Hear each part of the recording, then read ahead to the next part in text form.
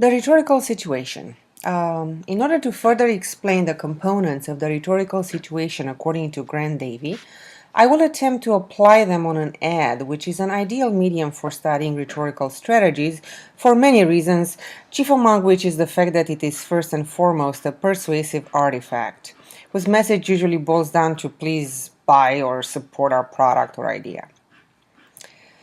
This PayPal ad is the object of my analysis. We, the people, want our money safer than our selfies. PayPal, protecting the people economy. PayPal, people rule. Let's spend a moment to examine this. The ad features a medium to close shot of a smiling and tan Caucasian man, probably in his 30s, sporting a beard, a casual and somewhat youthful haircut, and a casual blue t-shirt. He is smiling and looking straight at us. The lettering is sans serif, that means that it's without all those little feet in serif fonts like Times New Roman, and all caps in various shades of blue that mirror the colors of the PayPal logo as well as the background. Everything on the ad is centered, minus the fine print on the bottom, urging people to download the PayPal app now and securely buy almost anything with just one touch. You can also notice a gradient with darker colors on the bottom and lighter colors on the top, smaller fonts on the bottom and largest font on the top. So we want to examine the rhetorical situation of this ad.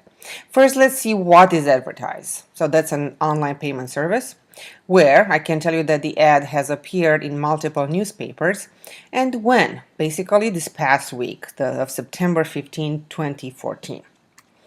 Now, according to Grant-Davie, the first constituent of the rhetorical situation is exigence, or the matter and motivation of the discourse.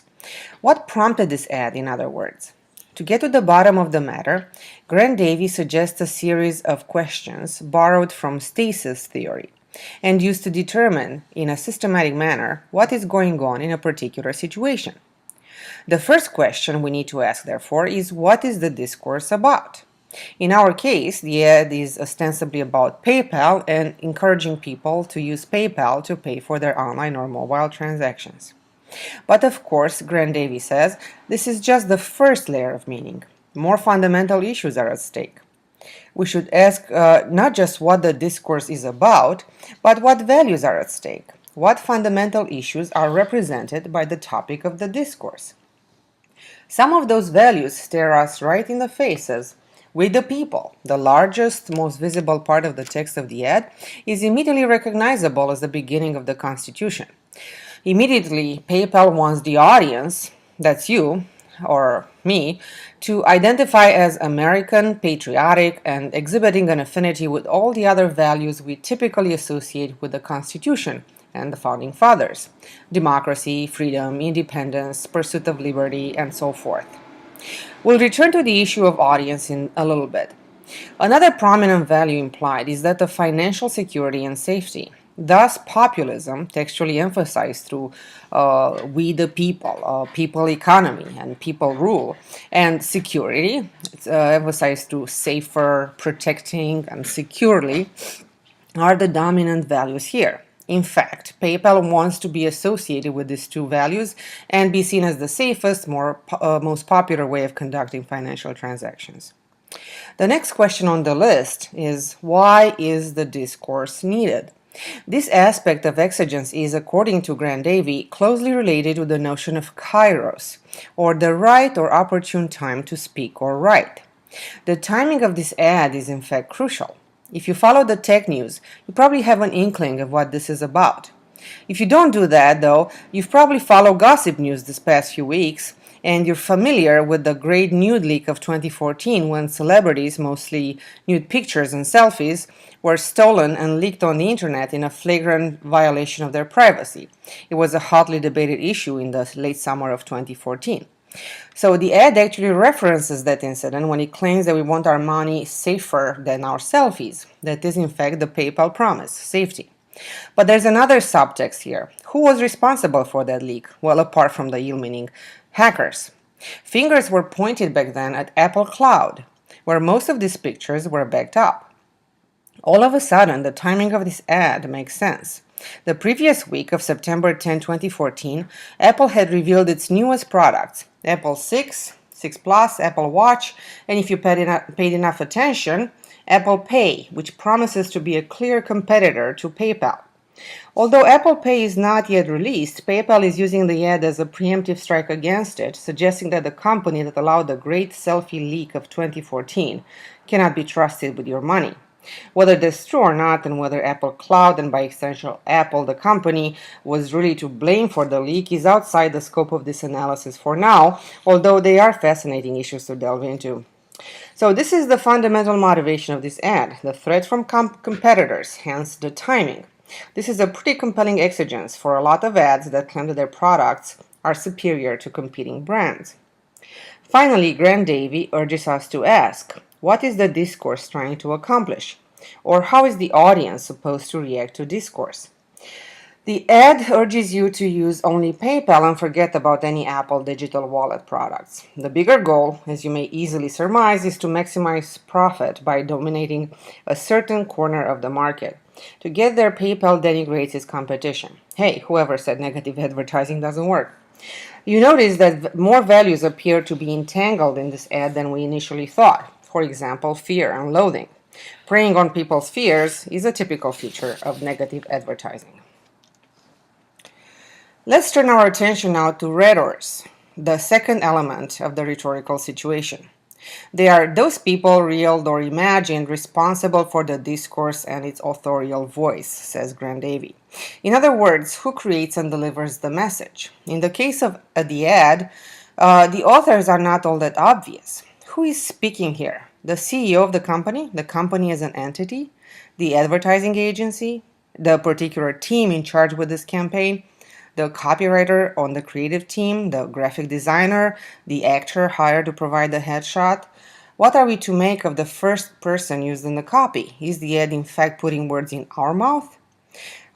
We the people. And how about the distribution in major newspapers, whose content does become sponsored by PayPal, who paid handsome money for this ad? Are they included as rhetors, or at least as message facilitators? Grant-Davie actually suggests that in this case we have a rhetorical team acting as rhetors. Although their authorial identity is not that simple, who is the real author of the text or of this ad in overall, you might ask, they all have a stake in the final message. PayPal seeks to maximize profits, the advertising agency wants to meet the client's needs, and so forth. All of these roles can be discussed at length even further, but in the interest of time, we'll stop here for now.